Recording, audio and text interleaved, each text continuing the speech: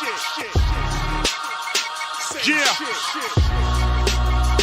Wait, listen. Terrorists and governments play the same game. Banks and big business take the same blame. Open your brain, the Klan and the cops are the same. Slave quarters blocks and prison blocks are the same. They only separated by name, overrated by fame. What's in a name? A colonist is the same. People can't really see it because they blocked by the name. But really Nazi Germany and your block is the same. Look, Wall Street and Main Street, really that's the same street. Drug talk, corporate talk, really that's the same speak. Boom bap, boom bip, really that's the same beat. A throne or a chair in your home, that's the same seat. I wrote and recorded this album in the same week. California and Barcelona, it got the same heat. I walk the same street, put no trust in the game. Good cop, bad cop, they one and the same shit. What's up, everybody? Welcome to Cognitive Concurrence episode number 4. I'm your host, Jay Anarchon, and it's the same shit, folks. You better do your research. That intro song is from KRS-One's latest album, The World Is Mind. Anybody who's done any studying into occult symbolism or alchemy or hermetics will definitely be able to recognize some significant artwork in his latest album cover. What an amazing song from an amazing artist, and like I said, his latest album is just off the hook, ladies and gentlemen. KRS-One, The World Is Mind. Moving right along, I think some of you may have noticed that we have an upgrade in sound quality at Cognitive Concurrence. Some of my friends were kind enough to donate a new microphone to the show, so I'd definitely like to give a shout out to them and a big thanks. I hope the viewing and listening audience appreciates this sound upgrade. Moving forward, I think it's going to go a long way to improving the quality of the show. Our next topic is going to be health, nutrition, and psychology, the first step to freedom. Honestly, when I decided to start a show, this was going to be my first topic, but I decided to briefly cover natural law, morality, and those topics to establish a foundation for cognitive concurrence and give the listening audience sort of a base moving forward of what we're focused on and what we're striving to achieve, which of course is freedom and abundance for all of humanity. And I would like to think that that's a cause that anybody can get on board with. Anyway, in the past episodes, we've covered several topics. We've taken a brief look at natural law, how they apply to action and thought. We've taken a look at morality, true morality, and what the actual difference between right and wrong is. We've defined freedom. We've established that if you live in any nation on the face of the earth right now, you definitely aren't free. Not according to the dictionary definition of the word anyway. We've also taken a look at the police and military, and we've taken a look at how their actions are not moral, regardless of whether or not it's their job to commit these acts. And I think that if anybody truly contemplates and looks at this information from a rational perspective, I think that it's really undebatable. So of course, excuse me. Of course, now we come to the question, why is humanity in a state of slavery, and why are most people, even the ones that are aware of this information, unwilling to take action on the information that they've taken in? And I think that a big part of that is because of the fact that the majority of the population, especially in North America, in Canada where I am, they're not getting the nutritional requirements for their brains and bodies to function properly. And that's a big part of why many people literally aren't even capable of comprehending this information. And people will agree with many of the facts, yet be incapable of coming to the obvious conclusions. So, of course, at Cognitive Concurrence, that's what we're trying to help others do, is come across some information they may not have come across in the past, maybe from a different perspective that they've been presented it in the past if they have seen it before, and give you that extra push as the viewer towards researching this stuff for yourself. I'm not here to do all of your research for you. I'm not here to do all of your work for you.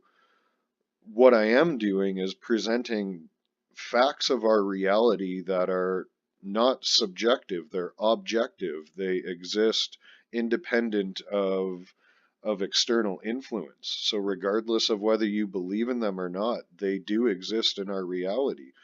And these are things that people need to stop lying to themselves about. They need to come to terms with them, and they need to stop being fucking cowards and step up to the plate.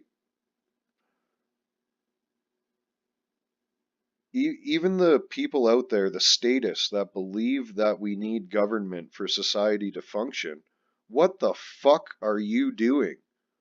It's your job to hold your government accountable. So if you're a statist and you vote and you want this system, this is all your fault. You are accountable for this. Those are your employees that are tromping on our rights and freedoms, and you're as much to blame or more than they are.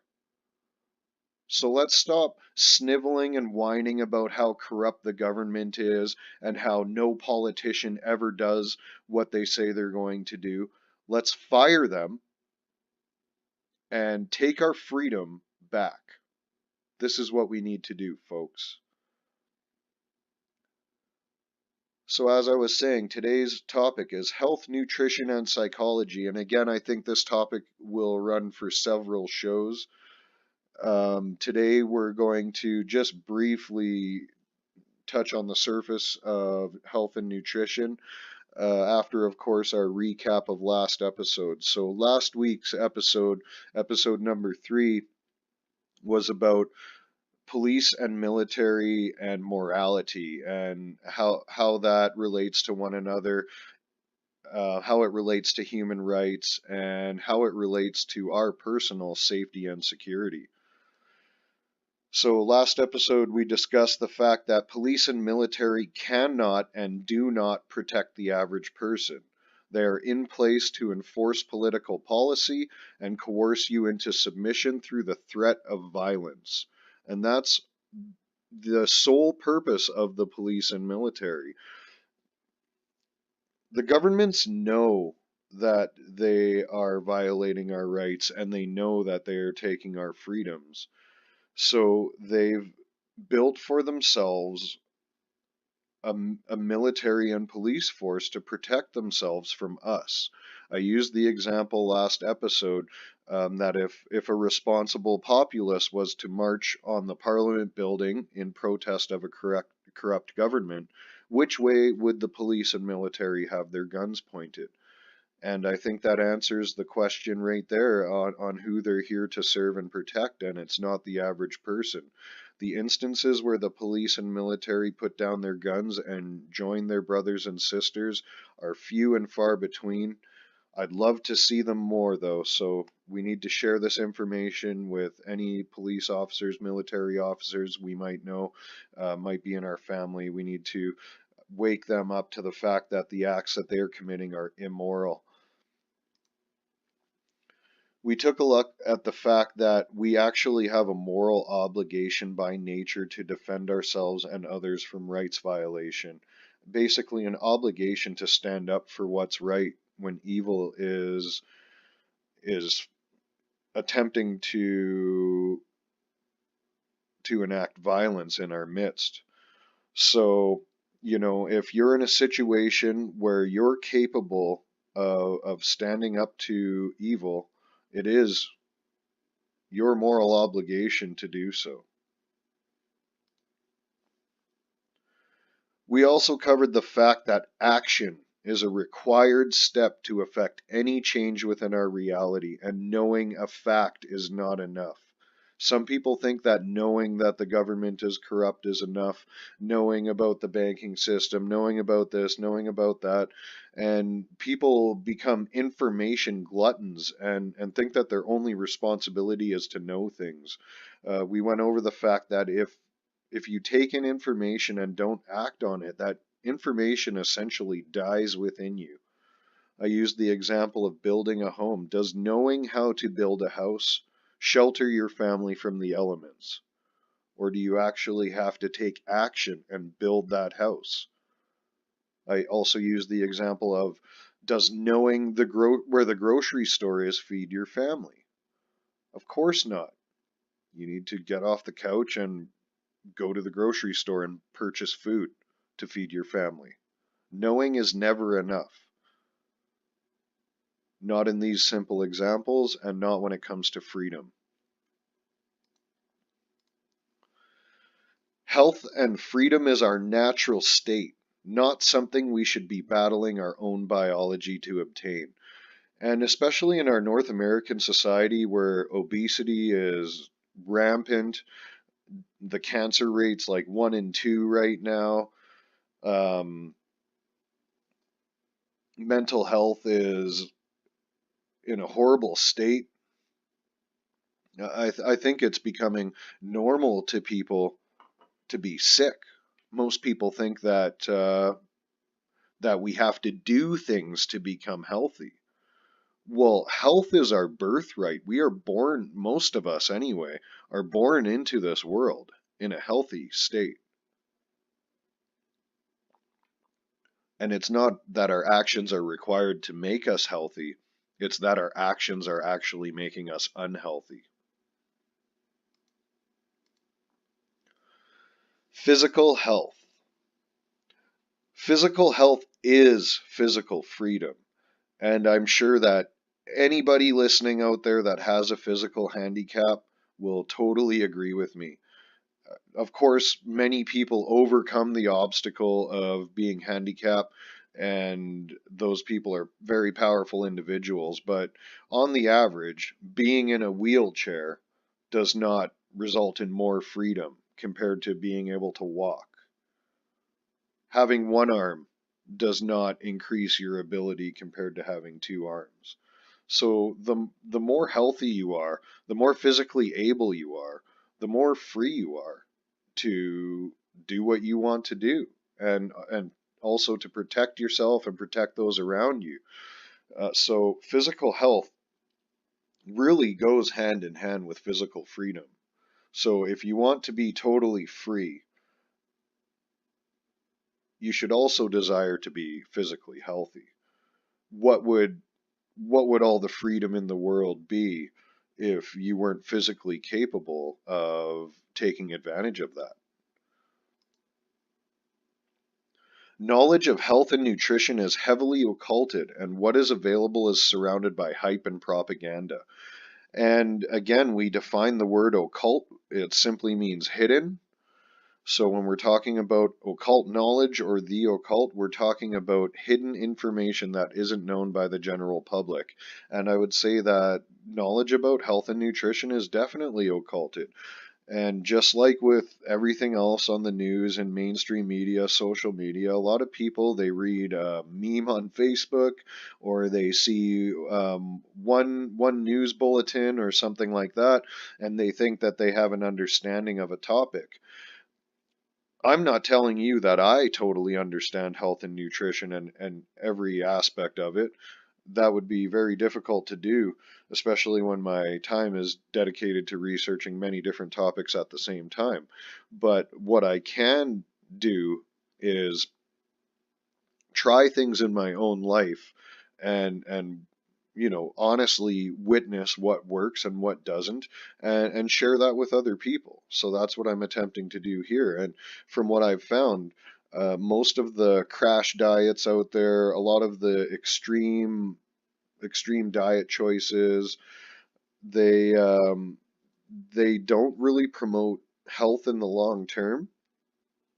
And of course, many of the diets and health regimens and stuff are centered around different products that you can purchase. So a lot of that information is intentionally misleading just to sell products. Most people are trapped in base level consciousness, therefore must work from the ground level up. And some people may be offended by hearing that, but realistically, if you take a look at yourself, I know I've done this myself and most of the people around you, you'll realize that 99.99% of the concerns of 99.99% of the people around us are just physical concerns. Most people, they want money, they want good food, they want some toys, and they want to be able to play as much as they can aside from working their job. And these are all base level desires. They aren't related to progressing necessarily a lot of the time. They aren't related to developing mental health. They aren't related to developing spiritual health or physical health and unifying the three of those together. Some people take an extreme approach to physical health, which is also strictly ego based and not healthy as well.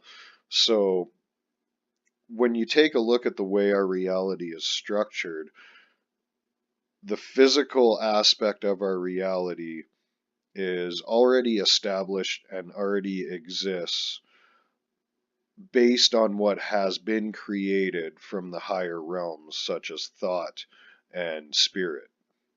The fact that most people are trapped in this base level materialistic perspective of reality means that we have to work from that level up. You can't work from the top down when you're already at the bottom. So it goes hand in hand again because we don't have the fuels that our mind and bodies need to function properly. It effectively contributes to trapping us in this base level consciousness that makes it very difficult to comprehend philosophical topics and topics of a non-physical nature. Understanding biology and nutrition are key in building optimal physical health. And this is something that, everybody, because of the way our society is structured, is becoming dependent on external gadgets or authority figures to tell them what to do and what is right and how to achieve certain things. You can't depend on an app on your phone to make you healthy. You can't depend on your doctor. You can't depend on a physical trainer. At the end of the day, all of the action that's required has to be initiated by you. And if you aren't taking action based in understanding of knowledge, your action won't be guided and you'll just be wandering through the dark, making decisions based on random facts you've heard from people. So, just as with all the other topics that we've discussed in the previous episodes of the show, this is a topic that you need to be doing your own research into. You need to be putting time into this. You need to take some hours of your life and research the topics that contribute to your healthy existence. Understanding how your body functions and how it processes nutrients and stuff like that, and also understanding which foods contain which nutrients and so forth, are really the only way that you can expect to build a stable foundation of physical health. Regular physical activity is required to maintain and develop physical health. Eating right is a great place to start, but if you're just sitting in a chair all day, leading a sedentary lifestyle, and you're not active at all, your body will deteriorate much faster and you'll be less able in your older years. So, physical activity is very important, especially in the developed nations where a lot of us aren't doing those laborious tasks that give you the exercise you need every day. A lot of us are leading a very low impact lifestyle as far as physical strain is concerned. So it's very important to exercise every day and dedicate some time just to your body. And again, just like with mental health and spiritual health, there's no arrival point regarding physical health. So you're not going to follow a nutrition plan for 6 months, exercise every day, and reach a point where you're like, awesome, I'm as healthy as I can get. I can't get any more healthy than this. And I don't need to do any more. My job is done. That arrival point does not exist in this reality. You need to lead a healthy lifestyle. It's not a diet, it's not a program, it's a lifestyle, it's a way of living. Okay? So you need to become healthy over time and not bounce back into old habits. Just realize there's no arrival point. It's just a journey of becoming and maintaining health. Basic nutrition. And most people have no idea what is required to maintain their body's nutritional requirements, maintain the levels of vitamins and minerals and protein and everything in their body that their body needs to function efficiently, that their mind needs to work properly. What we're taught in school is bullshit. And what we're taught by our culture, especially in North America, is even worse. And most people's diets are completely saturated by processed and fast foods. Many people don't prepare their own meals at all. And in my opinion, unless you have an unlimited food budget, the only way to eat healthy is to prepare your own meals. But let's get right into basic nutrition. So, like I just mentioned, the processed and fast foods, you need to stop eating processed food and fast food. Always read and understand all of the ingredients on food packaging. And that one rule alone that I made for myself, that I wouldn't purchase a product if there is an ingredient, even one ingredient in the product that I didn't understand. If it's a multisyllabic word, it's hard to pronounce, and you don't know what it is, then don't buy it. If I walked up to you on the street and I said, "Here, eat this," and you said, "What is it?" and I said, "I don't know," would you eat it? Well, that's what everybody does in the grocery store every day. In fact, they don't even ask what it is. They don't care. They see the bright flashy picture on the package and they buy it and feed it to their family. This is something everybody needs to stop doing right now. You need to always read and understand all of the ingredients on food packaging. And if you're like me and you want to swim against the current and actually get home and research some of these things before you purchase these products or stop purchasing them, quite often you're going to find out that the chemical or preservative or whatever you're looking up is an unhealthy product. And at that point, you either have to stop eating it or continue to eat it, knowing this information and existing in ignorance. So really it's up to you. The companies, they print all the ingredients on the package for a reason. And that reason is that just like these agreements that everybody clicks through on every app without reading, the reason is that now they have your consent. They've told you what's in the food. You've gotten the information, you've accepted it, and you've chosen of your own free will to consume it. These companies aren't responsible for putting toxic chemicals in the food. I can understand if there was no ingredients labels on anything and nobody knew what was going on, but we all have this information at our fingertips. And like I said, all of these food products have the ingredients written right on the pack. If you're not reading the ingredients on your food, give your head a shake, folks. Seriously. Ensure you have clean drinking water, free from chlorine, fluoride, and other chemicals. This is a topic highly uneducated people love to debate, but the fact is, chlorine, chloramine, fluoride, they're all bad for you. If you think it's good to consume any of these chemicals, you're wrong. If you have internet access, and I would assume that you do if you're listening to this show, it is possible for you to go online and look at the contents of the city drinking water. So they'll tell you all the dissolved solids in there, averages of everything. They'll even tell you how many biological elements are in the water and all of this.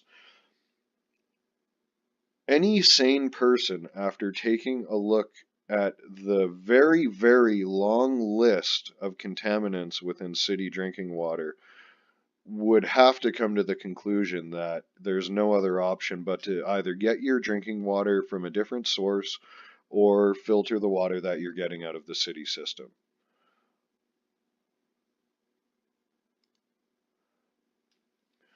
Do your best to obtain food from reliable organic sources. And I know, again, this is something everybody will debate, and there are a lot of issues at play here. I've heard that truckloads of organic produce crossing borders are possibly spray bombed when they cross the border in the truck, stuff like this. So, this is a situation where everybody just really has to do their best and do their due diligence. The common attitude in North America is pretty much to throw your hands up in the air and say, well, what can you do? Everything's bad for you in some way, so I'm not going to worry about any of it. Well, I sort of take the opposite approach to that, and I look at it like, because there's so many contaminants and harmful aspects in our environment, we need to do our due diligence and do our best to cleanse our bodies and give our bodies the best fuels possible so that they can function and thrive as best as they can here. I'm not trying to be one of those people that's in the hospital starting from 50 years old and by the time, dead by the time I'm 65. And I'm also not trying to be one of those people living till they're 90 years old, sick for 30 years. Neither of these sounds appealing to me. So all we can do is do our best. We can research companies. We can look at local sources are great. Of course, growing your own, if you're able to grow your own, would be the most reliable organic source you could get. Neighbors that have gardens, farms in your area. So we do the best we can with the resources that we have. Don't get overwhelmed by the information and just throw your hands in the air and give up, because it is possible to consume a diet that contributes to health. And I drastically changed my personal health over the course of a couple years. And I went from being 35 pounds overweight to shedding the majority of my excess body weight. I began to train again and feel better about myself and get myself into better physical shape. I used to have really severe lower back pain, and my back, I'd say, is like 99% of the time no pain. I do have to be careful. It's still healing, but it's really great not to be living with back pain every day. Both my shoulders were really sore just from lifestyle, physical labor at work for a period when I was younger, dirt biking, car accidents, all sorts of stuff, right? So I really had to work hard to rebuild my body, and now coming out of severe lower back pain and both of my shoulders being pretty much glass, I'd say I'm still rehabilitating one glass shoulder that doesn't give me very much problems anymore. My other shoulder, I'd say it's probably at about 80-90%, and my back's at like 90-95%. And I achieved all of this over the course of about 3 years of cleaning up my diet and just getting back on track with physical activity.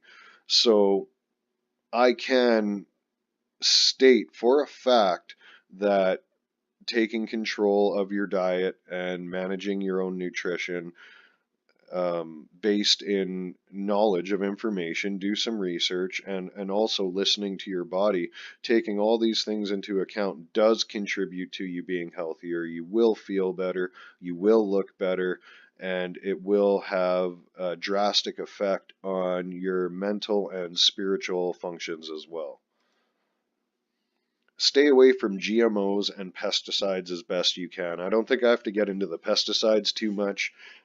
Everybody knows that these are toxic chemicals. That's why they kill things. And they're not good for people either. GMOs, some people want to debate this, but it's a fact, folks. GMOs have not been long-term studied on humans. They haven't been around long enough. They haven't been around for 100 years. So until they've been around for a length of period that a whole generation of humans from birth to death has consumed GMO products, you really don't know what the effects on humans are.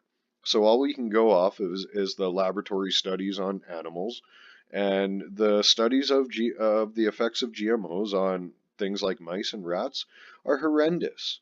We're talking sterility, increased disease, physical deformities, all sorts of stuff. And this is information that anybody can research and find for themselves. These are published studies. It's not conspiracy theory. So what's really going on, just as with vaccines and other products, home building products, stuff like that, they're just releasing these products into the public and allowing people to consume them without any real scientific basis on the safety of the product itself. And I would imagine, just like many products in the past, we can use asbestos as a great example. This will probably be recalled in the future after causing an enormous amount of consequence to the human race. You know, when asbestos was deemed unhealthy, a lot of the companies fought it tooth and nail, just like with tobacco and everything else, trying to say that there was no health risks. And much of the public continued to use the products. Many of the companies and corporations continued to use asbestos, and many people have gotten sick from it. So if you think that dangerous products and whatnot haven't been released into the general public for consumers in the past, you're wrong. It's happened many times in history. So how can we sit there and assume that it won't happen again? I'm really sick of this perspective. Take a fucking look at history. Seriously. It happens all the time. New products are released, people consume them, they get sick, they pull them off the shelves later. I'm not going to be the human guinea pig for GMOs. If you choose to be a human guinea pig, I guess that's your choice. I'm recommending against it. Stay away from GMOs, folks. Do your research on it. I guarantee after spending 2-3 hours researching GMOs, if your mind's not made up, you either don't know how to read or you're just in severe denial. Eat a balanced diet with all the colors, avoiding excessive bad fats and refined sugars. And this sounds like common knowledge, but many people just don't get it. And, you know, eating all the colors doesn't mean only eat fruit all day. You need to eat a balanced diet. You need grains, you need vegetables, fruits, water, protein sources, right? Legumes, nuts. These are all things you need to be looking at and considering when you're taking a look at your diet as a whole. And also, it's a good idea to make sure that your diet is balanced every day. So you can't be like, you know, I ate a lot of vegetables today, so tomorrow I don't really need as many vegetables, right? It's good to balance it on a daily and even per meal basis. Fresh herbs and spices are great for improving and maintaining health. So I'm talking about things like ginger, garlic, any fresh herb, and you know, coriander, fresh dill, stuff like that, right? And then all the spices and stuff like that, like anything you'd get in really pungent food and stuff like that. It's great for clearing out the airways. and contributing to cleansing the body and stuff like that. A lot of the spices and herbs also contain high levels of antioxidants and stuff that are really great for helping your body cleanse itself of things like free radicals and stuff like that. So, clean drinking water. I briefly brought this up earlier. Your city tap water is not clean, folks. It definitely is not clean. Trust me. Take a look at the report online of your city or town. When I was doing my research, I came across a few numbers. Some of the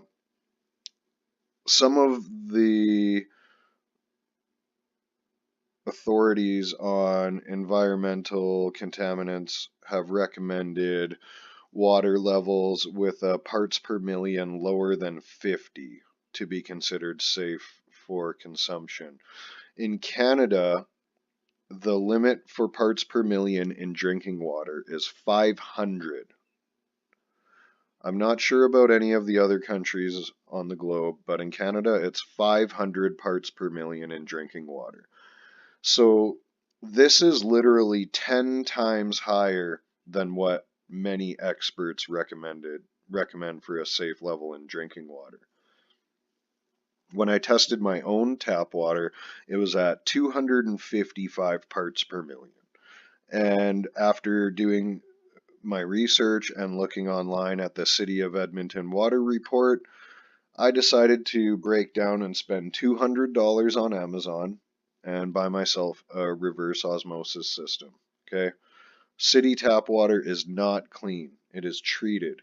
It is your responsibility to ensure your water is pure. Due to environmental contaminants, many natural sources of water are also unsafe. So when I'm talking about natural sources of water, I'm talking about things like rainwater or well water. If you're consuming rainwater or well water, you may want to consider filtering your water in some way or distilling it before consuming it as well, because a lot of the water tables and natural water sources are contaminated on Earth as well. So this is something we need to take into consideration when we're considering where we're going to source our drinking water from. And as I said earlier, I decided to get myself a reverse osmosis system, and they're very affordable and easy to install. I think mine took me maybe 40 minutes to install, and they do a great job purifying water. I tested my parts per million before filtering, and they were at 255. After I filtered my water, I was at 5 parts per million. So, taking a look at some of the experts' recommendations of 50 parts per million or less for drinking water, we're definitely, getting some very pure, clean water out of this RO system.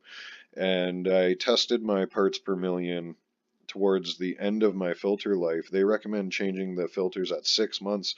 And I think I actually waited about 8 or 9 months, and I tested and it was still putting out 5 parts per million. So it really, $200. My RO system came with a year's supply of filters, so that's a year's supply of clean drinking water, not including the cost of water, for $200, right? You can get a 3-year filter pack. I think it's $140, $150.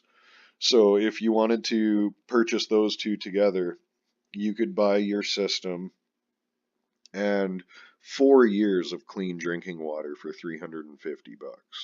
So, based on the research that I did, reverse osmosis was the most affordable and most practical for my situation.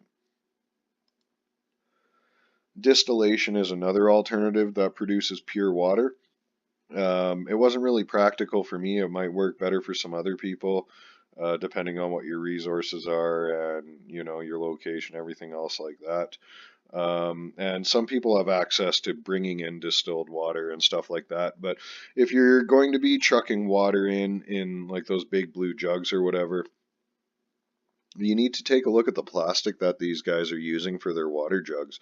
Because I actually took a look at the plastic that one of the companies in my area was using, and it isn't the type of plastic that's supposed to be used for storing food products. So, it doesn't really help you to buy yourself this pure distilled water and then store it in toxic plastic that's leaching chemicals into it, right? So you really need to do your research and kind of look at all these things from every angle, because it's really easy to kind of just get scammed essentially. So water that is saturated is less cleansing to the body, and a lot of people don't take this into consideration. If your water is heavily saturated, we'll use the example of dissolving sugar into a glass of water. You can only dissolve so much sugar into that water before the water will not hold any more sugar when it reaches its saturation point. So if you're consuming water that's already heavily saturated with whatever, the water is less capable of purifying your body, so it's not absorbing all those things it should be absorbing and flushing them out of your system as efficiently, right? So this is a reason that it's important to get pure water into yourself, whether it be distilled or reverse osmosis, or some other. I think there's a couple other ways that you can extract pure water. There's one that extracts it from the air as well. So there's a couple methods, or a few methods of obtaining pure water for yourself, but really that's the most efficient way of eliminating waste and contaminants from your body. Plant-based diet.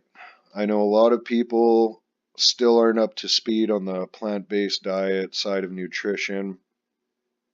And it really surprised me actually to see the Canadian government promoting more of a plant-based diet in their updated food pyramid this year. Kind of got a little bit of a chuckle out of that. And some conspiracy theorists will say, well, the governments are propagating a plant-based diet, so it can't be good for you. Um, you know, you can be healthy or unhealthy eating any diet. There's people out there that eat meat that are very healthy individuals. There's people out there that eat meat that are very unhealthy individuals, and there's some vegans out there that are very unhealthy as well. I myself, I really don't like to call myself a vegan. I say that I eat a plant-based diet. I'm not a fanatic. I'm not a militant over this, but this is another one of those things where if you do the research, with an open mind, and you get your research from many different sources, your information, and you start correlating the truths between the research, it just comes to be a fact that you don't need meat to obtain physical health.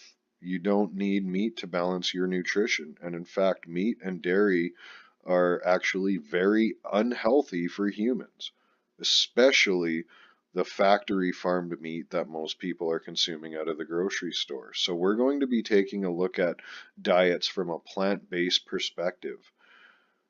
This is something that you really need to do your research on with an open heart and an open mind.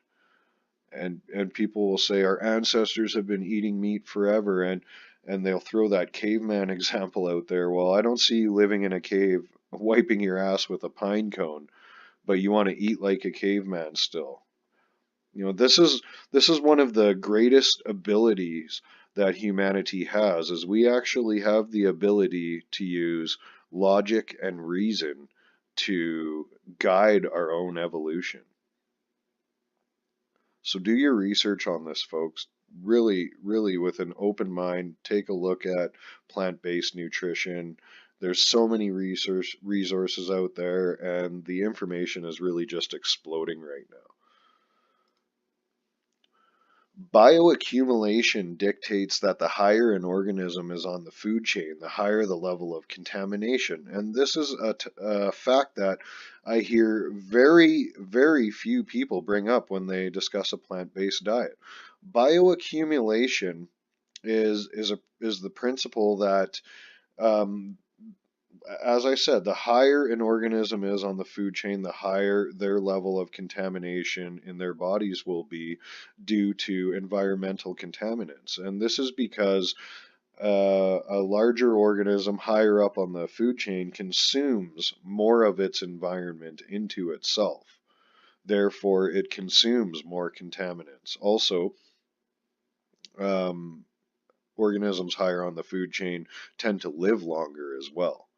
So you have something like a human being living, say, 60 years. Of course, the accumulated toxins in a 60-year-old human being are going to be higher than a plant that's been alive for 1 month, right? So this is a very, very, very important fact that people need to consider when they're looking at a plant-based versus meat-based diet in our current environment, especially. The globe is contaminated. So should we then be eating food sources that are higher in accumulated contaminants or lower in accumulated contaminants, right? All the plants in any given ecosystem will be lower in contamination than the animals. So this makes the plants a healthier food source for that reason alone. A plant-based diet reduces inflammation. It reduces body fat, which reduces the strain on your frame, and it reduces the strain on the digestive system and the colon, right? So in North America, we have a huge problem with colon cancer and just cancers in general, digestive issues. People are constantly getting surgeries and stuff like that. And this is due to, it's due to a lifetime of abuse. As I said earlier in the show, being healthy is our natural state. That is our birthright. We shouldn't be battling our own biology or feel like we're battling our own biology to obtain health. What's actually happening is we're battling our own biology to make ourselves ill. So a plant-based diet actually reverses all the damage that we've done to our bodies thus far. Animal products contain hormones, both supplemented by injection, and stress and fear hormones as well. They contain antibiotics, and they contain diseases and viruses. And also, animals are given supplements and vaccines and whatnot that aren't approved for human use. And they're given feed that isn't approved for human consumption. They have totally different standards. But, by consuming these animals, we are actually consuming everything that animal has consumed to a level, at some level, okay? And this goes back to the bioaccumulation principle that I discussed earlier. So animals, especially in our society, are a very unhealthy choice for a food source.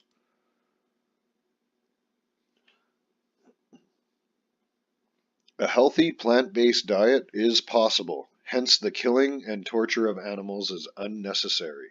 This is a fact that many people who eat meat just want to ignore. The fact that we do live in a modern society with resources transported all over the world, the fact that we have grocery stores at our disposal that allow us to purchase virtually any product from anywhere on the planet at any time of the year.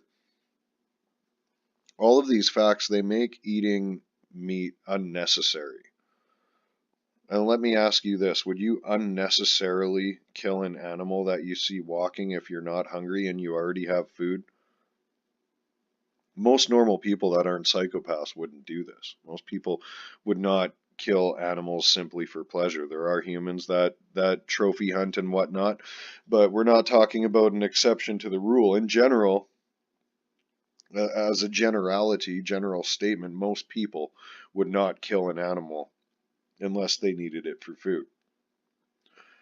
So, seeing as how we have the ability, we have all the sources all year round at our disposal, this makes all of the torture and killing of all the animals unnecessary. this makes it strictly for pleasure, ladies and gentlemen. If you're killing something not out of necessity, then it's quite obviously a choice. So at your pleasure, right?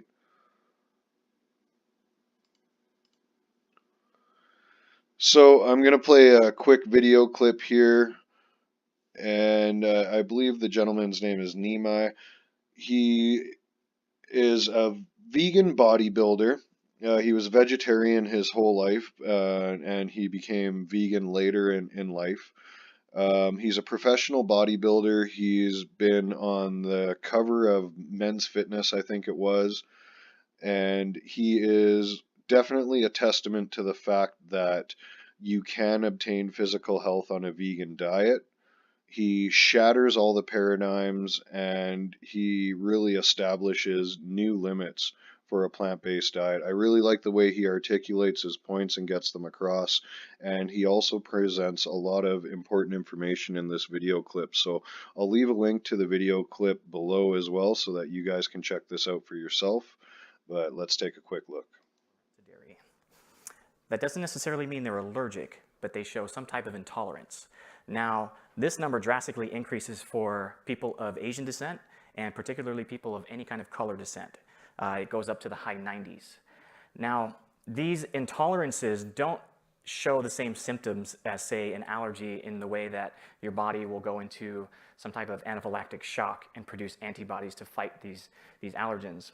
What happens is that these symptoms are much more subtle. Essentially, you could be suffering from an intolerance, not knowing it, and be experiencing things like chronic fatigue, chronic inflammation, digestive problems. And I was experiencing every single one of these things, given the fact that I was so predominantly dependent on dairy products for my protein. Not only that, but dairy in particular, milk, has been shown to increase estrogen in males by 26% within an hour of consumption. Now, as a bodybuilder, the last thing you want floating around in your body is more estrogen because you can't produce muscle as good. So you want your testosterone levels to be as high as possible and manage your estrogen levels as closely as possible. Not only that, but what was shown was that increased estrogen levels also put you more at risk to certain types of cancers, particularly prostate cancer and breast cancer in females. And this number was quite alarming to me because 8 out of 10 men who reach the age of 80 develop some type of prostate cancer cells. Doesn't mean they're diagnosed with cancer, but they are at a much higher risk of developing cancer at the old age. Now, I mentioned earlier about inflammation and how dairy can cause inflammation. Well, it turns out there's a sugar molecule that's called NEU5GC. And basically this molecule is exclusively found in dairy and in meat products. So by consuming this molecule, what happens is that your body recognizes this as a threat. So your body will start to produce antibodies, and these antibodies will cause your body to become in a chronic state of inflammation. And what happens when your body is chronically inflamed is that the amount of blood flow that your body is producing becomes greatly restricted. And of course, if you are trying to get pumped in the gym and produce as much blood flow in your veins to shuttle all the nutrients and oxygen to your muscles to provide you power to push you through those workouts, this is the last thing that you would want. So I was very intrigued, and by this point I was already completely convinced that I had made the right decision. And what I found was that what would happen if I replaced those dairy calories that I was normally getting with more plants? And the results were quite astounding. Basically what happens is plant-based diets have been shown to decrease the risk of prostate cancer by up to 35%. Now, I don't know about you guys, but whenever I'm 80 years old, I want to be healthy, I want to be happy, and I definitely don't want to be dealing with something like prostate cancer. So this was a huge benefit for me. Not only that, but plants almost exclusively contain something called antioxidants. Now, antioxidants decrease the body's inflammatory state by basically binding themselves to free radicals that are produced through oxidative processes in your system. So they bind themselves and basically detoxify your system, thus increasing the amount of blood flow that you can have during exercises. Also, plants are rich in fiber, which decrease blood pressure and increase insulin sensitivity. And insulin is another hormone that is essentially its purpose is to shuttle nutrients into the cells. So when it comes to recovery, you definitely want this hormone to be fully active and shuttling as much nutrients for recovery and rebuilding as possible. Also, plants contain something called nitrates. Nitrates basically act as vasodilators, which dilate your blood vessels to allow for more blood flow to reach your muscles. And they increase the amount of oxygen utilization during exercise. So one study even showed that simply by drinking beetroot juice before exercise, maybe an hour or two before, can increase your performance by up to 20%. So after I made this decision to completely give up dairy products, I had also made a commitment to compete in my very first bodybuilding show. I made it very difficult for myself because, first of all, this is the first ever show that I had ever competed in, and I was a brand new vegan, and I had no idea how to structure a diet for a bodybuilding show. So I had to adapt what I was reading, what I was learning, and make it work for my body. And what happened was really quite amazing, is I only had about 8 weeks to prepare, and lo and behold, I step on stage and I win the entire contest. I sweep every single division, and I took home a stupid amount of, of hardware. Now, what's interesting about winning a bodybuilding show is that immediately after you step off stage, people want to know what you did to get into that shape. So the question that I had been avoiding my entire life, the question of what do I eat, now became the most frequently asked question to me. And I was put in a position where I had to talk about what I ate and how I was able to achieve these results without following any type of traditional bodybuilding diet that contained eggs, whey protein, chicken, beef, or steak. And people became immediately really intrigued in what I was saying. So I thought to myself, why don't I share this journey online? And that's when I made the decision to start trying to educate people about an alternative approach to reaching these kind of results. But not only that, an alternative approach that also promoted health and longevity from the inside out. And not long after, I did another show, and I ended up winning the entire thing again.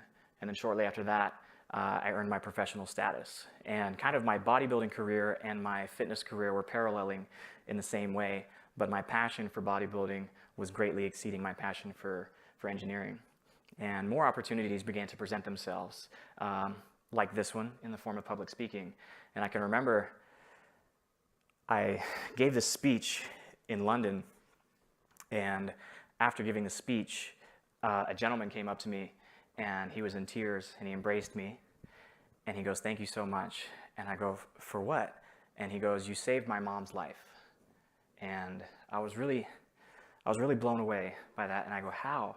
And he goes, "I found veganism in the plant-based lifestyle through you, and you made me believe that it was possible to be healthy. And through that process, I helped my mom transition to a vegan diet, and she was suffering from type 2 diabetes, so much so that she was unable to get out of bed. And after adopting a plant-based diet, she was able to almost reverse and manage her type 2 diabetes symptoms completely, and he fully believes that that helped save her life." So whenever I came back to work on Monday, I knew I had a decision to make, and I knew that I wasn't spending my energy properly. And I knew that by sharing this information, it could not only help people, but it could also help somebody save their life. So I walked into my boss's office, and I put in my 2 weeks resignation at that moment. And it was really quite a very fulfilling moment in my life, but also a very comical one, because he asked me, he said, "Nimai, what are you going to do?" And I tried to explain to him what I was doing, and he goes, "So you're quitting engineering to become a vegan?" and I'll never forget it, but I believe that there is so much importance in sharing this message, and particularly to the bodybuilding and fitness community, because bodybuilders in general consume 2 to 3 times more protein than what they actually need. So this means that bodybuilders are at a much higher risk of developing these diseases later on in life. So just to give you an idea of how much protein an average bodybuilder consumes. Normally, if you go to any kind of bodybuilding website or read any kind of fitness magazine, they recommend to eat at least 1 to 2 grams of protein per pound of body weight. So let's give a hypothetical example of this guy named Bob. So Bob the bodybuilder, like me, weighs about 180 pounds. That would mean, by following that type of logic, you would have to get at least 180 to 360 grams of protein in order to build and sustain muscle. So I started thinking, what kind of impact does this have on the world? And how many animals need to die in order to provide Bob this amount of protein? So I reverse calculated this figure, and let's just say, for simplicity's sake, that Bob only consumed chicken as his primary source of protein. So he wanted to get 180 grams of protein from chicken. Now, 1 ounce of chicken has about 6 grams of protein. So that means he would need, at least on the low end, to get at least 30 ounces of chicken per day. Well, I looked up how much usable meat is in a full-grown chicken, and normally full-grown chickens weigh about 4 pounds. After you remove the feathers and everything else that you don't eat, you're left with about 2 pounds of meat. So that means that Bob here requires 1 chicken per day in order to build his muscles. If you think about that for a second, what does that many chickens look like? You know, if you would imagine 365 chickens in this room, how loud would it be? What would it sound like? What would it smell like? There's so much life with 365 living beings, and that's on the low end of the spectrum. Think about it. If he goes with the high end of the spectrum, that's almost 1,000 animals per year. Not only that, when I looked into deeper information in regards to how much energy and resources it takes to feed these chickens to get to that state, it takes roughly 6 times the amount of grains and plant protein in order to produce 1 gram of animal protein. You don't have to be an engineer to realize that's really inefficient, right?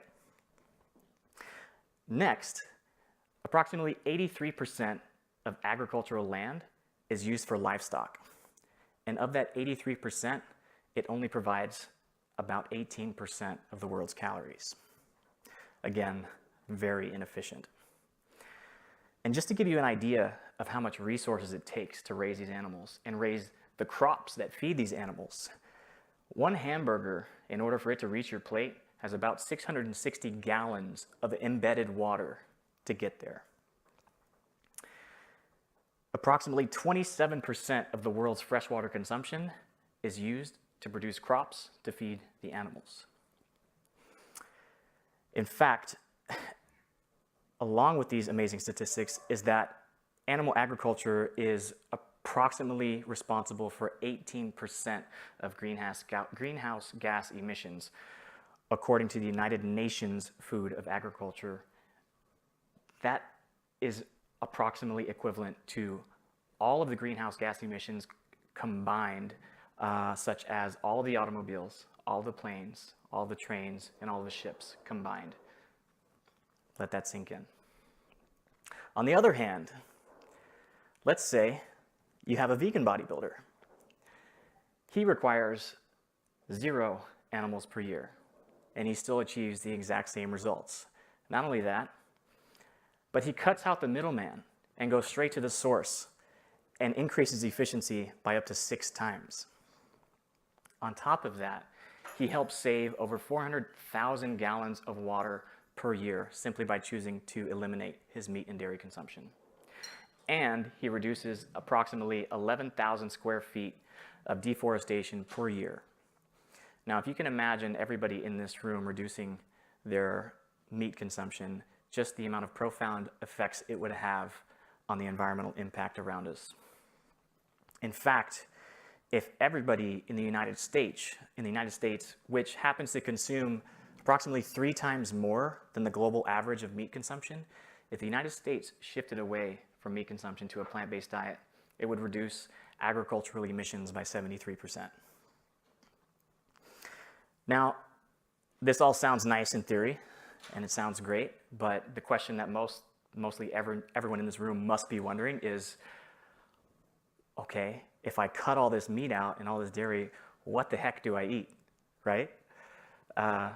This is one of the biggest challenges that I have as a vegan influencer, is to convince people that Vegans don't just only eat lettuce. And I could tell you this a million times, but I would rather just show you. So foods that I typically like to eat consist of sushi, tacos, stir fry, sandwiches, sometimes all at the same time. Also burritos. You've got pizza. I mean, the possibilities are absolutely endless when it comes to plant-based foods that are not only delicious, but also very nutritionally rich as well. So even different types of cuisine, like Thai food or Mediterranean, everything you see here is completely plant-based and free of any kind of dairy or animal products. As you can see, it looks quite delicious, and I'll vouch for you that it definitely was. So you might have been looking at those meals and been wondering, since you cut out all of the dairy and the animal proteins, how much protein are in these meals, and is it enough to fully sustain a healthy lifestyle, let alone build muscle? And this is another question that I get asked every single day, at least 100 times a day. And if I had $1 for every time that somebody asked me this question, I would own my own island in the Caribbean with an avocado farm. What's ironic about this question is that most people who ask this question don't even know how much they need. So the USDA actually recommends 46 to 56 grams of protein per day for your average sedentary person. To give you some perspective, 3 cups of cooked lentils gives you 54 grams of protein. That's approximately 100% of your daily recommended intake for protein. On top of that, another study showed that vegans in particular consume 70% more protein than they actually need. So there is no shortage of protein when it comes to a vegan diet.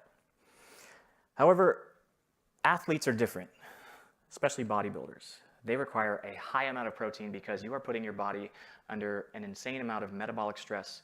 You are breaking your body down, and you need to regenerate and repair. So this requires protein. One of the largest meta-analyses that studied how much is optimal protein for trained individuals determined that 1.8 grams per kilogram or 0.82 grams per pound is the upper limit for protein consumption for building and sustaining muscle.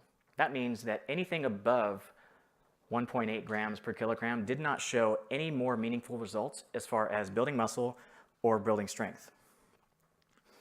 Just to give you an example of what that looks like, again, somebody like my size, that's 180 pounds, you would multiply 0.82 times your body weight, and you would get 148 grams per day. That would be my necessary requirements for building and maintaining muscle. So you might be thinking, you know, how easy is it to get 148, approximately 150 grams of protein per day? These are some of the meals that I typically eat. I actually created a separate Instagram account specifically where I could show people what I ate because I got so many questions and DMs about protein concerns and everything else. So I said, why don't I just show you? So as you can see, the meal on the left, it's a very simple meal. It just contains lentils, tofu, and greens. This meal on the left has 41 grams of protein. That's approximately 30% of my daily protein requirements and approximately 100% of a regular person's requirements. The meal on the right also contains tofu, oyster mushrooms, sweet potatoes, and kale. Again, 33 grams of protein. Almost 100% of the regular person's needs for protein. Now, if you want to go for more of a low-carb option, because plants do contain a lot of carbs and there's a lot of phobias around consuming too many carbs, there are things like pasta that are made out of zucchinis. This meal also has approximately 30 grams of protein. And I also wanted to show how easy it is to structure a diet based off whatever fitness goal you have. So whether you want to bulk or shred, how simple it is to adapt your plate to meet your fitness goals. For example, the meal on the left, it has mixed vegetables, white rice, and cooked lentils. The meal on the right simply replaces the white rice with more green vegetables, which you can eat in high amounts of volume and not really increase the amount of calories that you have because they are very calorically they are not very calorically dense, but they are very nutritionally dense. So you can see both meals provide over 20 grams of protein.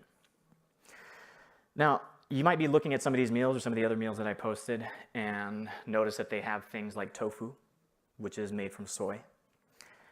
Now, soy has quite a lot of conflicting information about it, and there's a lot of phobia around consuming soy as well.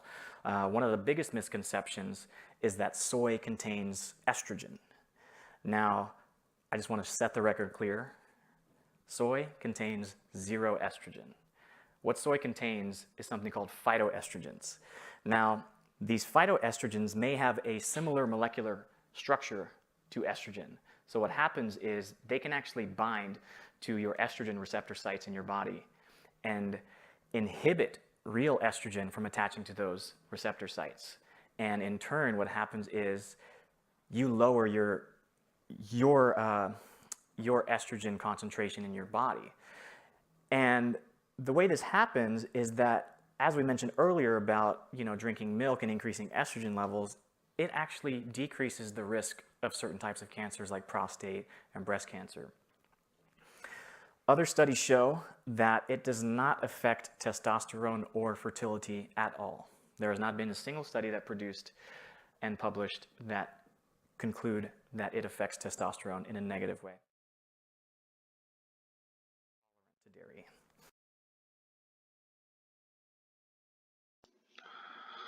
All right, so I think you can agree that Nimai smashes quite a few of the stereotypes that have been propagated about a vegan diet, and he also smashes down a bunch of the myths related to a vegan diet, such as the myths related to protein and stuff like that. Once again, I will leave a link to his video. You can see he has a bunch of citations, and he does cite some research material there as well if you want to look deeper into the facts that he's presenting. And of course, this information is just everywhere, folks. Like if you can't find the information that leads you to this conclusion, then you're just not looking for it. Excuse me. I think at this point, most people who are choosing to continue to eat meat, you really just have to at least admit to yourself what it is, and you're simply choosing to eat meat just because you want to. It's not required to be healthier, and it's in fact healthier to eat a plant-based diet. So now we'll take a look at plant-based protein and fats. The biggest mistake people make when transitioning is not getting enough calories, proteins, and fats. So that's a complaint you'll hear from a lot of people when they've decided to transition from a meat-based diet into a plant-based diet, is that they feel hungry or they feel tired or whatever. A lot of this is related to just the fact that you're not getting enough calories, and depending on your lifestyle, you may not be incorporating enough proteins or fats. A lot of people, they'll take a look at what their plate looks like when they eat a meat-based diet, and they'll just take the meat off that plate. So what would you be left with? Maybe some salad and rice or something, say. You still need to get another protein source in there, and we do still need some level of fat to survive, right? It's necessary to get your protein from a variety of sources for a complete protein supply when you're consuming a plant-based diet. So that's one thing that we try to do. We usually consume, between 2 and 4 protein sources every day. It's one of the luxuries you have when you have all of these resources at your disposal at the grocery store, I guess. You can buy 6 different kinds of beans and use them to prepare different types of meals with different types of proteins throughout the day. It's a good idea to also get proteins from not just legumes, but also nuts and things like that.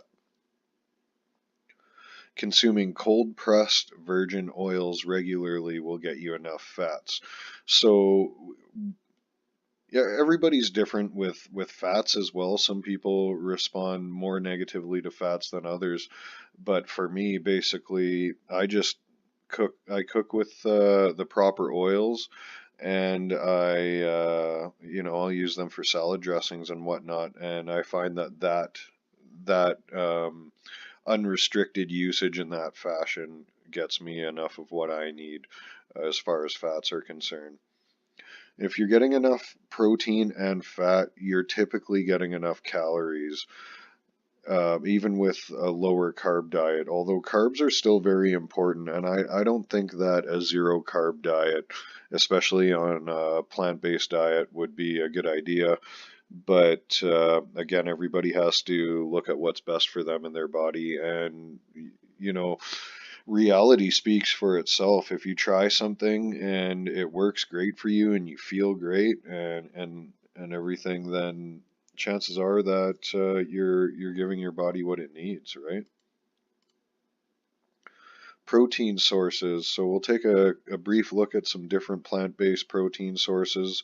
There are many, many protein sources. You will not be bored when considering protein sources on a plant-based diet. And when you look at it compared to a meat-based diet, what do you have? You have chicken, pork, beef, and fish, really.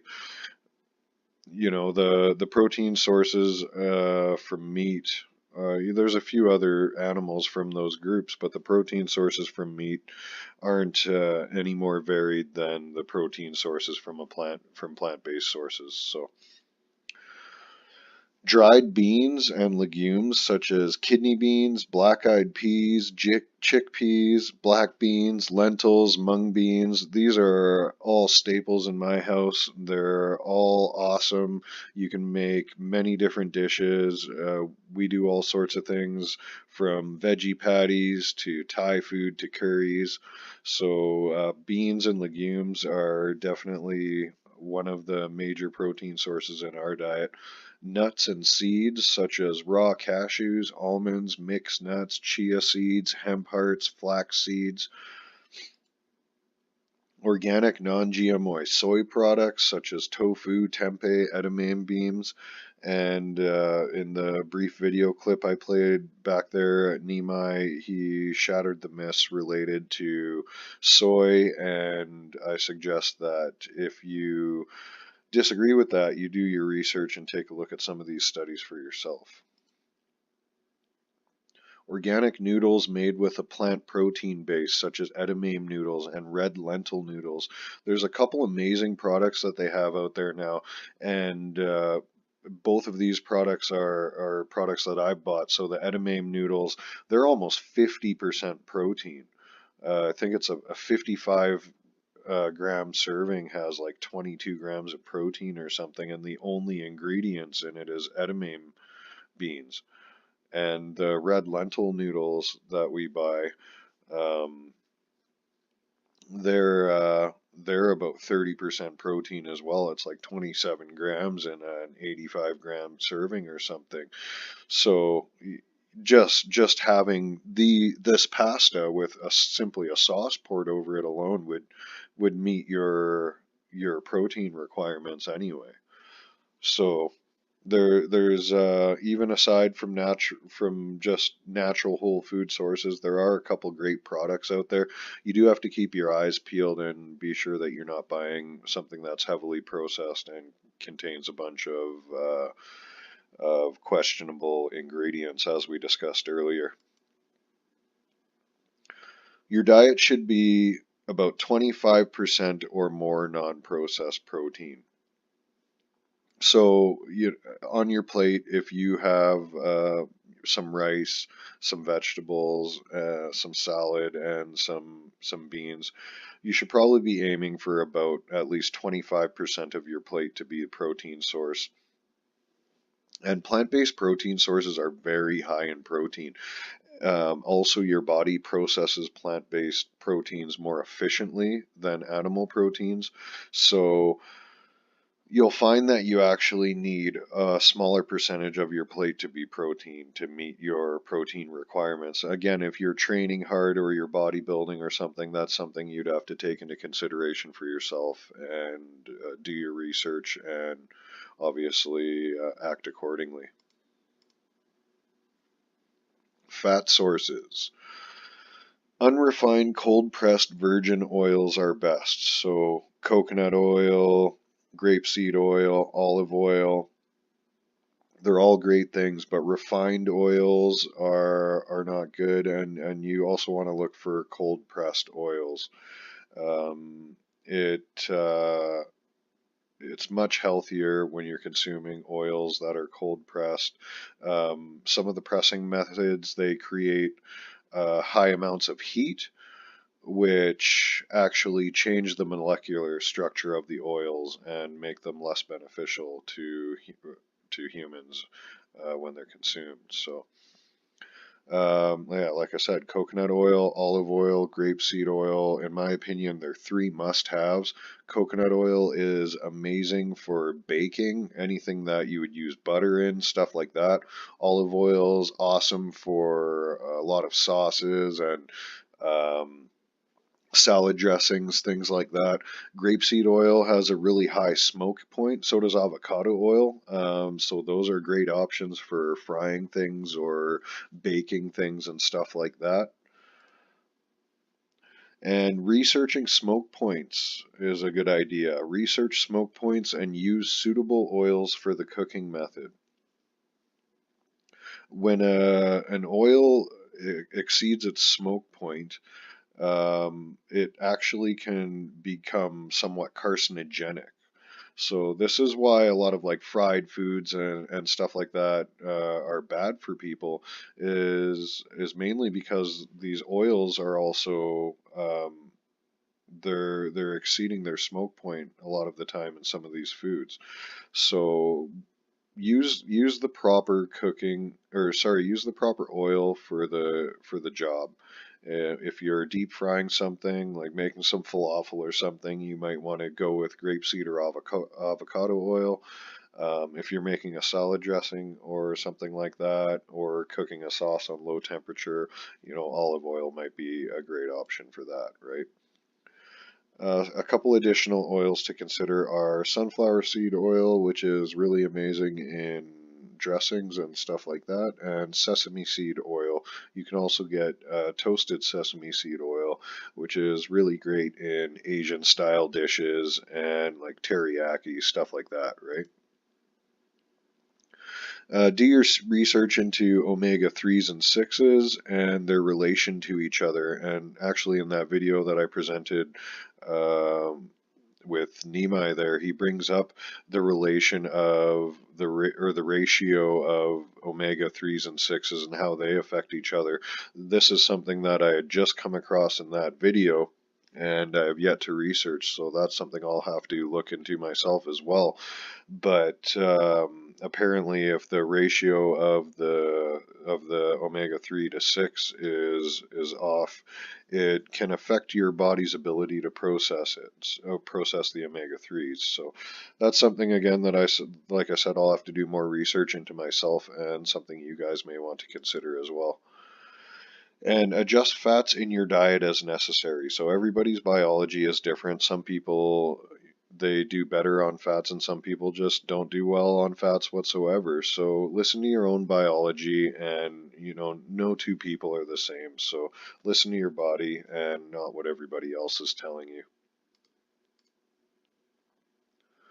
Eat regularly and eat fresh. Do your best to purchase fresh food from reputable sources. Local is better. Better yet, grow your own. And this is a point that we discussed in a slide earlier. But I did want to bring this point up again. Do your best. That's all you can do. We research the companies we purchase from. Do your best to shake hands with the people growing your food if you can, and shop around in your community, and if you can, grow your own. It's obviously the safest, most reliable way to get your own food. Eat food at regular intervals that work best with your biology and schedule. And again, this is something that you can decide based on research that into biology that you do, and based around your schedule and whatnot as well. But it is important to develop a regular schedule, because it can take the body up to 5 days to adjust to a sleep or diet change. So if you usually get up at 6 a.m. and you decide to start getting up at 4 a.m., It can take your body, your organs, up to 5 days just to adjust to that schedule change. So you get up at 4 and you're eating at 5 or 6, and all your organs are still sleeping. They're not able to process the food. They're not on the same schedule as your conscious mind is. Um, so it's really important to take that into account and realize that if your eating schedule is very sporadic, you're not processing your food efficiently. Drink plenty of clean water throughout the day, and we went over what is clean water earlier, and a couple ways that you can go about obtaining clean water for yourself. And of course, it's important to keep hydrated. Your body is 80 to 90% water, and it's very important to replenish that water regularly, as well as give your body enough to flush out all the toxins that are within your body. Avoid processed foods and foods containing preservatives. Again, this is the second time I'm bringing this point up in this presentation, but it's so important, I have to stress it. Avoid processed foods and foods containing preservatives. Read the ingredients on everything you buy that comes in a package, even things that appear to be one ingredient. You will be surprised. Sometimes if you buy a packaged vegetable or something else, they treat it with a specific preservative or something, and that will be noted on the package typically. So stay diligent, even if it's something that you think isn't contaminated with something that is unhealthy. Still take a look at the package in detail and make sure you're 100% certain. One of the most popular excuses I've heard: I can't afford to eat healthy, it's so expensive, I can't afford organic food, I can't afford this, I can't afford that. Well, folks, eating healthier is cheaper in many ways than eating unhealthy. And this is a fact that many unhealthy people have yet to discover because they haven't actually tried eating healthy. Excuse me. Cutting out processed food will add room to your budget for higher quality whole and fresh foods. Reducing or eliminating meat from your diet will ease your food budget. Meat is very expensive, and processed foods are very expensive. And if you don't believe me, try this next time. Keep track of your grocery tab while you're in the store, and start with the whole foods vegetable section and end with the meat and processed food, and watch how your grocery bill jumps when you purchase these two categories of products. By eliminating processed foods and meats from your grocery cart, you will drastically reduce the cost of your groceries, which will allow you to focus that money in another direction. So on organic produce and plant-based protein sources. And, getting back to being able to afford a reverse osmosis system or a water distillation system. For the price of 1 month of coffee from a chain coffee shop, you can have a 1-year supply of clean drinking water. So if you're the type of person that spends $3 on a cup of coffee every morning on your way to work, you can go without your coffee for 1 month and have a year's supply of clean drinking water. That is affordable for most people in the developed world, folks. You can't afford time. Not having enough time is not an excuse. No other person will have the time for you that you do not take for yourself. So you don't have the time to cook healthy food for yourself? Well, guess what? Nobody else does either. You don't have the time to make sure that the food that you buy doesn't contain anything that's harmful to you and your family. Well, nobody else has that time either. If you don't have the time to read the ingredients on the food that you purchase, who do you expect will take that time?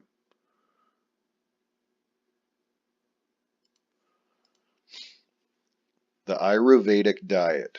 This is something that I'm going to recommend to the viewers out there as a very simple way to get your diet under control. It doesn't all have to be science and statistics and math. There are very simple ways and just symbiotic ways that you can incorporate healthy living into your life without making it, a very taxing, hard to plan thing, and the Ayurvedic diet, it does that, and it's from India, and it's a great go-to for simplifying and balancing your diet. It like I said, it just really simplifies anything. I don't really know how to describe it any better than that. It's really it's a philosophy that you can learn in a few hours and really turn your diet around just by applying these principles. And this methodology takes into account different body types and assists with identifying them, classifying them into doshas. And you can see the 3 doshas in the illustration I've used off to the right. And the 3 doshas are Vata, Kapha, and Pitta. I'm not going to get into them too deeply. You can do your research online, or you can just pause this video and read over them. But basically, it will help you determine which dosha you fit into based on several qualifying factors. So, not everybody will necessarily express all of the traits of any particular dosha. So you might have, a couple of the traits from the other doshas, but the dosha that has the dominating majority of traits checked off in it will be the dosha that applies more to you. And based on the dosha, you can then begin to start looking at your nutrition related to your own biology and your own body type. Ayurveda is simple and easy to incorporate. Like I said, you can take these principles and even begin to apply them to your diet without even changing your diet. So it's a great way to consciously start looking at your food without overloading yourself with too much right at the beginning, right? For families or living situations with multiple doshas, so like in my family, there's 3 people and we're all a different dosha, coincidentally. The best way to deal with this is just to prepare disassembled meals. So meals like tacos, pasta, stuff like that. You keep everything separate and people dish out their own plates according to what their dosha recommendations are or what their biological nutritional requirements are. So then you don't have a situation where, somebody who's trying to take in less carbs has to eat the same amount of carbs as everybody else, or the same ratio anyway. So, this is a great way for families to make it easier to take control of their nutrition. Anyone can be unhealthy. Studying nutrition and biology is required to develop an understanding of health and nutrition. And again, this is something we went over earlier in the program, but something I will bring up again. You do need to take in knowledge to be able to put this into play in your life and reap full benefits from it. So take time out of your life to study nutrition and biology and develop an understanding of how the machine that you call your body works. You can only benefit from this information.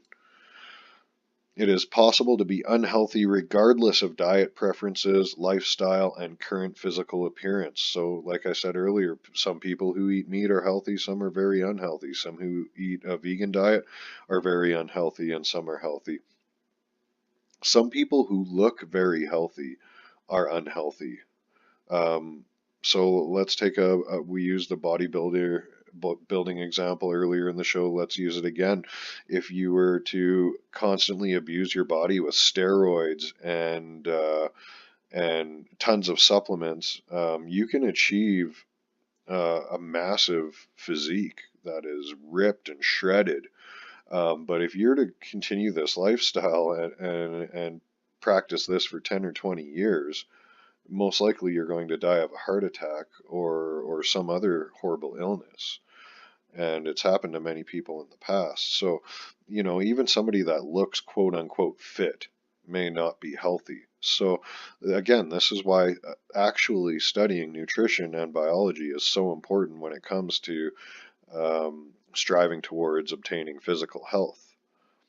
Get your information from many sources and look for correlations. Truth always correlates, and if you come across a principle or a theory that's been established over and over, time and time again, chances are there's some truth behind it. But again, at the end of the day, you have to listen to your own biology, and it may not work for you, right? So choose informations that are not profit motivated. That doesn't mean necessarily that there isn't a company behind it or somebody offering a service behind it, but you need to use your discernment and judge for yourself whether or not they're just trying to take advantage of you. Are they trying to play on your laziness and show you a quick way out, or are they actually providing you with real information and motivating you to change your life for the better, right? And that's something we need to consider when we're looking at our information sources, of course. Listen to your body with discernment. If, regardless of what anybody else tells you, if it's not working for you, it's not working for you, right? Like if somebody's allergic to peanuts, it doesn't matter how many times I tell them peanuts is a great peanut protein source, they're still allergic to peanuts, right? So you have to use your discernment. You have to listen to your own body. Don't blame the cure. This is a big thing I hear from a lot of people. They say, oh, I tried going vegan, but I didn't feel good. It made me feel, it gave me the runs or it gave me this, right? But in this case, they're actually blaming the cure, right? Some immediate side effects of improving your diet can include flatulence, excessive, and I should have put, or loose bowel movements, a feeling of hunger. This is natural. This is normal. This is your body clearing out what is built up from before and adjusting to your new fuel sources. So, the reason why your body's pushing all of this out, it's not because you ate a bunch of nutritious organic vegetables. It's because of all the stuff you've been putting into your body up until that point, right? So your body's clearing all of that out. And then the feeling of hunger, typically like meat and dairy products and stuff, they take a very, very long time to digest. So you're used to eating food and feeling full, for the whole day after that. But when you're eating plant sources and your body's processing them more efficiently, this is one of the biggest complaints is people say, well, I feel hungry right away after eating. But after your body adjusts to that, that does go away and you will begin to feel satisfied from your plant-based meals. Like I said, most side effects will disappear fairly quickly. It can take a couple weeks for your body to clear stuff out. Like I myself, I had pretty bad gas for several weeks. But it's just something you have to deal with, and they will go away, and your body will thank you. If you experience fatigue, lightheadedness, blurry vision, or anything else substantial, you are not managing your nutrition correctly and or may need medical attention. So, if you're not meeting your nutritional or caloric requirements, some of these side effects may occur, or if you're just very, very unhealthy to begin with. And in that case, you may need medical attention right now. It's not normal to feel lightheaded. It's not normal to have blurry vision. And, I definitely don't recommend not taking action if you're experiencing any of these things. You definitely need to reevaluate your situation and proceed accordingly. Do or do not. This is one thing that, when it comes to health and changing your lifestyle in general, you really need to decide to do it or not to do it. You can't just take two steps and say it didn't work. Set yourself up for success from the beginning.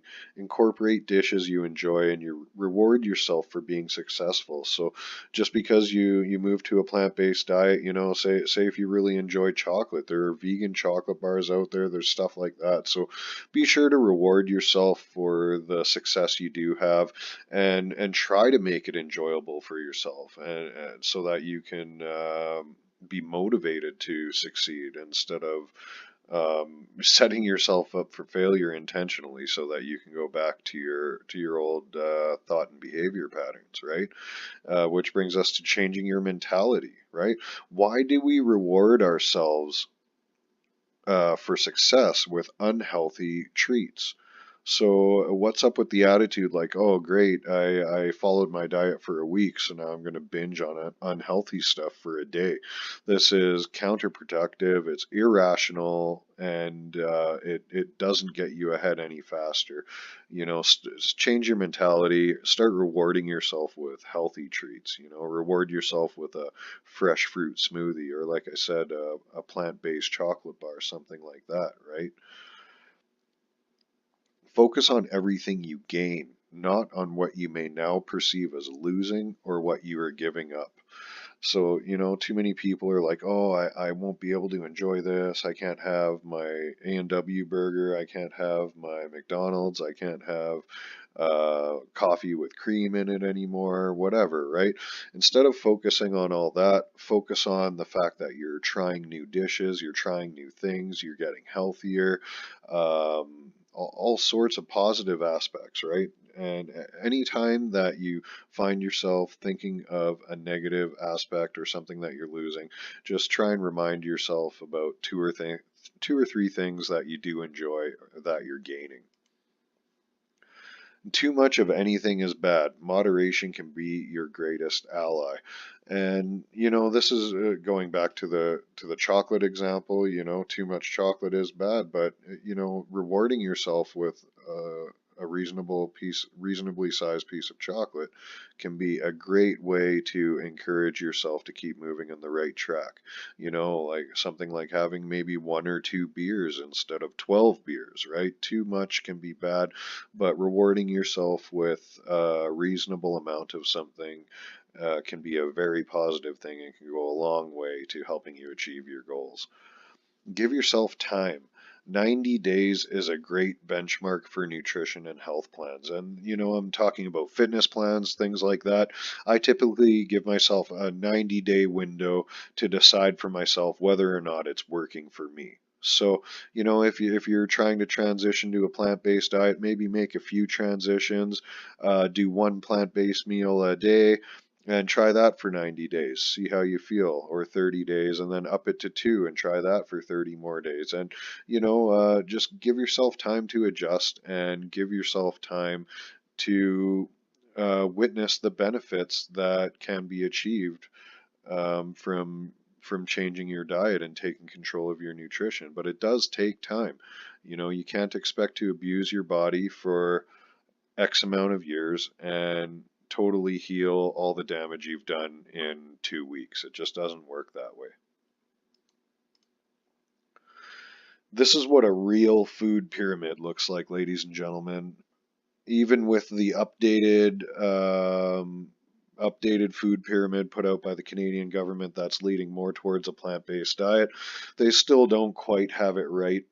And I would say that a food pyramid is somewhat subjective to the person that's applying it to their life as well. Like for me, myself, I would put the legumes and leafy green vegetables on the third place up. So where the whole grains are, that's where I would put my legumes and green leafy vegetables, and that's what works best for me and my biology. But the one important thing on this food pyramid, you can see that the base of the pyramid is pure water and exercise. Okay, so this is the base of your, this is a health pyramid. It's not just a food pyramid at this point, right? The second level up, you have your fruits and vegetables, and then, like I said, grains or proteins, and leafy greens, and then above there you have high fat foods and stuff like that. And processed foods and meat just aren't even on this pyramid whatsoever. And I think that's pretty much the way it should be. This is a great example of what a real health pyramid looks like. I think we all really need to reevaluate what we've been taught in our government-run indoctrination camps on what health and nutrition is.